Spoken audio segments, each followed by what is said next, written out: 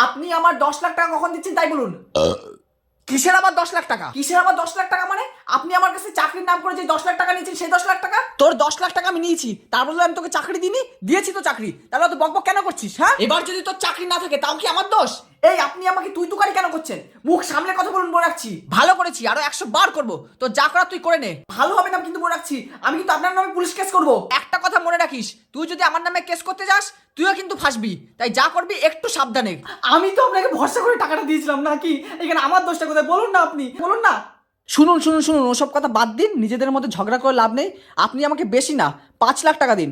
এই সামনেই 3 মাস পরে তো আবার নিয়োগ হবে। আপনাকে যে পদ থেকে বরখাস্ত করা আছে আমি আপনাকে আবার সেই একই পদেই ঢুকাবো। আপনি আমাকে বেশি না 5 লাখ টাকা দিন। এবার একটু রিস্ক বেশি আছে, কিন্তু কোনো টেনশন নেই। আপনাকে আমি আগের বার সামনের দরজা থেকে ঢুকেছিলাম না, এবার আমি আপনাকে পিছনের দরজা থেকে ঢুকাবো। আপনি আমাকে বেশি না 5 লাখ টাকা দিন, বিশ্বাস করে 5 লাখ টাকা। আপনি সত্যি বলছেন তো? 5 লাখ টাকা এবার হয়ে যাবে? কোনো প্রবলেম হবে না তো? আরে আবার একই কথা বলে, আমি যখন একবার বলেছি তখন হবে তো আমি হবেই। আসছি, আমি আসছি।